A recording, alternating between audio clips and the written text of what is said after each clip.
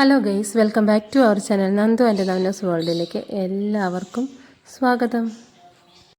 ഇന്ന് നമ്മുടെ അമ്പലത്തിൽ താലം ഉണ്ട്. അപ്പോൾ താലം നമ്മുടെ വീടിൻ്റെ മുൻവശത്ത് കൂടെയാണ് പോണത്. അപ്പോൾ അവർക്ക് എല്ലാവർക്കും വെള്ളം കൊടുക്കാൻ വേണ്ടിയിട്ട് വെള്ളം ശരിയാക്കിയേ. ഇന്നലെ സാധാരണ തലേ ദിവസവും വെള്ളം തിളപ്പിച്ചിടാറാണ് പതിവ്. ഇന്നലെ വെള്ളം ഇല്ലാഞ്ഞതുകൊണ്ട് ഞാൻ ഇന്ന് കാലത്തെ വെള്ളം തിളപ്പിച്ചുകൊണ്ടിരിക്കുകയാണ്. അപ്പോൾ ഗ്യാസ് തീരാറായതുകൊണ്ട് ഗ്യാസിൽ വെക്കാനും പറ്റില്ല. അങ്ങനെ കരണ്ടടപ്പിലാണെങ്കിൽ വേറെ പാത്രങ്ങളൊന്നും ഇരിക്കണില്ല. അപ്പോൾ ഈ ചെറിയ പാത്രത്തിൽ തന്നെ വെച്ച് ചൂടാക്കി കലത്തിലോട്ട് ഒഴിച്ചുകൊണ്ടിരിക്കുകയാണ് കേട്ടോ. അപ്പോൾ അതിനകത്തോട്ട് പഞ്ചസാര ഇട്ട് അടിച്ചിട്ട്, അപ്പോൾ അതിനകത്ത് കരടുള്ളത് പോലെ തോന്നിയായിരുന്നു കൊണ്ട് അത് അരിച്ച് ഒഴിക്കാമെന്ന് കരുതി. അങ്ങനെ അതൊക്കെ അരിച്ച് ഒഴിച്ച് എന്നിട്ട് നമ്മൾ വെള്ളമൊക്കെ കൂട്ടി, പാഷൻ ഫ്രൂട്ടിൻ്റെ എസൻസ് ഇല്ലേ, അതുകൊണ്ടാണ് വെള്ളം കൂട്ടിയത്. പക്ഷേ അതൊന്നും പിടിച്ചിട്ടില്ല. അപ്പം നിങ്ങൾ വിചാരിക്കുന്നുണ്ടാവും ഈ വെള്ളം ഇങ്ങനെ തിളപ്പിച്ച് കൂട്ടണത് എന്തിനാണെന്ന്. അപ്പോൾ ഞാൻ കാലത്ത് തിളപ്പിച്ചിട്ട് പിന്നെ വൈകുന്നേരം ആകുമ്പോഴേക്കും ചൂടാറുമല്ലോ, അതിൽ കുറച്ച് ഐസും കൂടി ഇട്ട് കഴിഞ്ഞപ്പം ചൂട് കറക്റ്റായി. നമ്മൾ എപ്പോഴും കേൾക്കാറില്ലേ വെൽക്കം ഡ്രിങ്ക് കൊണ്ട് ഉണ്ടാവണ കുറേ ബുദ്ധിമുട്ടുകൾ. അപ്പം ഞാൻ എൻ്റെ മക്കൾക്കാണെന്നുണ്ടെങ്കിലും തിളപ്പിച്ച വെള്ളത്തിൽ തന്നെയാണ് കൂട്ടി കൊടുക്കാറ്. അപ്പം നമ്മൾ പച്ചവെള്ളത്തിൽ കൂട്ടി കൊടുക്കുമ്പോൾ എന്തെങ്കിലും ഒരു ബുദ്ധിമുട്ട് ആർക്കെങ്കിലുമൊക്കെ ഉണ്ടായാലോ, കുഞ്ഞുമക്കളൊക്കെ കുടിക്കുന്നതല്ലേ, അതുകൊണ്ട് എപ്പോഴും തിളപ്പിച്ചാറ്റിയ വെള്ളത്തിലാണ് വെള്ളം കൂട്ടി കൊടുക്കാറ്. നമ്മനെ സഹായിക്കുന്നുണ്ട്, പാത്രമൊക്കെ എടുത്ത് വെക്കുന്നുണ്ട്, മക്കളെ രണ്ടുപേരും ചെയ്യുന്നുണ്ട്. ചിരാതൊക്കെ ശരിയാക്കി അവർ തന്നെ ചിരാതൊക്കെ കത്തിക്കാനൊക്കെ സഹായിക്കുന്നുണ്ട് കേട്ടോ മക്കൾ. അപ്പോൾ സാധാരണ എല്ലാവർക്കും താലം വരുമ്പോൾ താലം ഉടുക്കാനായിട്ടായിരിക്കും ഇൻട്രസ്റ്റ്.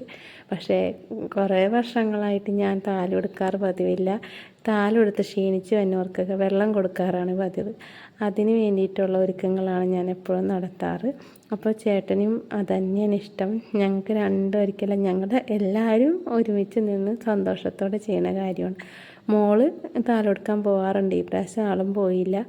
അപ്പോൾ താലം വന്നപ്പോൾ എല്ലാവരും കൂടെ നമ്മൾ സഹകരിച്ച് എല്ലാവർക്കും വെള്ളം കൊടുത്തു.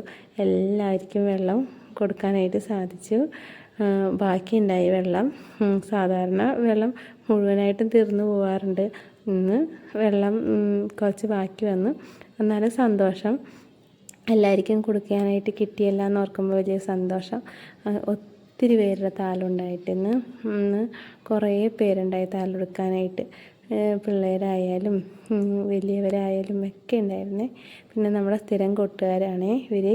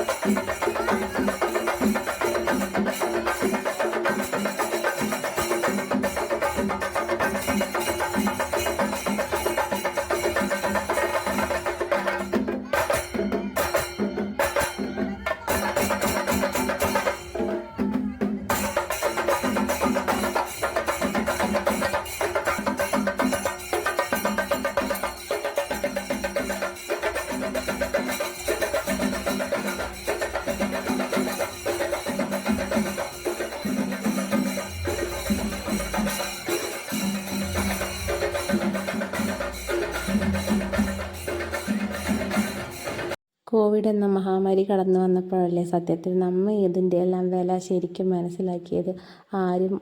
ആരെയും കാണാതെ മിണ്ടാതെ ഒറ്റപ്പെട്ട ഒരവസ്ഥയിലൂടെ നമ്മൾ കടന്നു പോയപ്പോൾ നമ്മൾ എത്രമാത്രം ഇതെല്ലാം മിസ് ചെയ്തിരുന്നു. ഇപ്പോഴതെല്ലാം തിരിച്ചു വന്നു. അപ്പോൾ നമ്മൾ എല്ലാവരും നന്നായിട്ട് ആഘോഷിക്കാനായിട്ട് എല്ലാവരും ശ്രമിക്കുന്നതായിട്ട് എനിക്ക് തോന്നിയിട്ടുണ്ട്. ഇപ്പോഴാണെങ്കിലും കുട്ടികളാണെങ്കിലും മുതിർന്നവരായാലും എല്ലാവരും ഫോണിലാണ് കാണുന്നത്. നേരിട്ട് സംസാരിക്കുന്നതൊക്കെ വളരെ കുറവല്ലേ. അപ്പോൾ ഇങ്ങനെയുള്ള സാഹചര്യങ്ങൾ ഉണ്ടാകുമ്പോഴല്ലേ എല്ലാവരും നേരിട്ട് കാണുകയും സംസാരിക്കുകയും സ്നേഹം പങ്കുവയ്ക്കുകയൊക്കെ ചെയ്യണത്. അപ്പോൾ ഈ അവസരങ്ങളൊക്കെ ആണെങ്കിൽ വർഷത്തിലൊരിക്കൽ മാത്രമുള്ളതാണ്.